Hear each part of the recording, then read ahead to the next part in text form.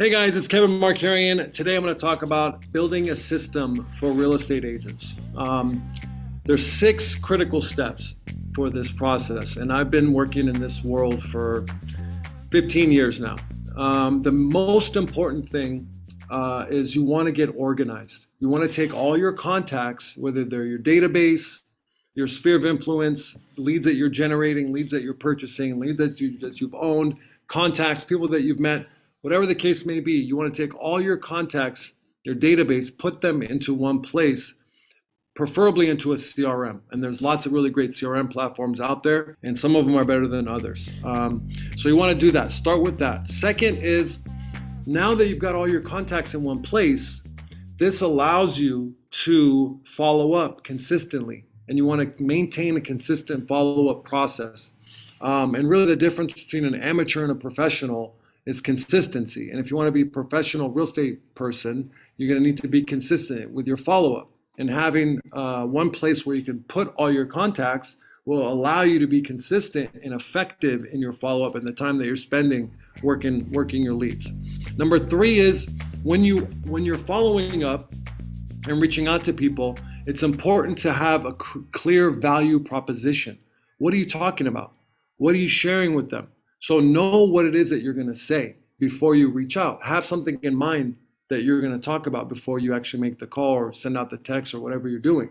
So one good way to do that is by past experience, past communication.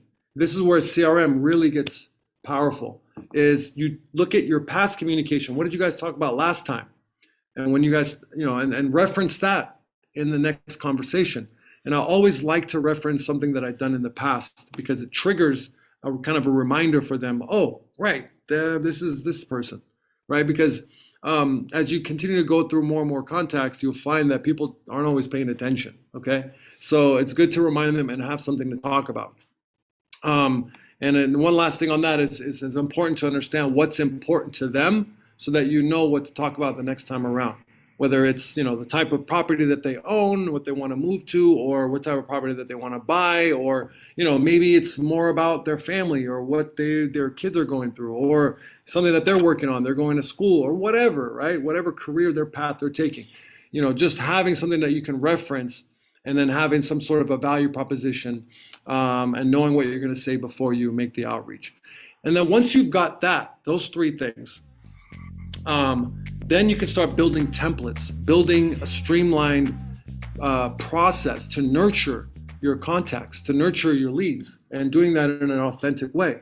So once I've gotten 1, 2, and 3 down, number 1 being organized, 2 being consistent, 3 having a clear value proposition in your follow-up, number 4 is building a process so that you can do that on a long-term basis and kind of do it in an automated way so that I'm leveraging my time, focusing on individuals that are more likely to transact, more of a benefit for the use of my time, okay? So this is where having those templates in place will be very effective because then you can just start to automate the process. And we could talk about, more specifically on automation in another video. Well, now this leads to number 5, which is automating the process. So you're spending less time in the weeds, spending less time finding and nurturing leads, and more time closing deals, okay? Then lastly, this is where it gets really exciting. Now that I've gotten organized down, I've gotten number 2, which is be consistent. Number 3, which is having a clear value proposition. Number 4, which is building the templates.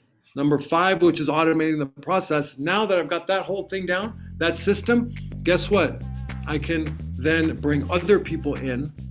There's a system that they can use to find success because I've used it. I've been successful. I've already done it, right? I've got my systems. I've got everything down. And now I can start bringing other people on to copy and just follow those templates. And this is what allows you to scale. Now you've got a process that can be used and replicated. And that's the beauty, right? And that's the system that if you follow this system, then you're going to be successful, 100%.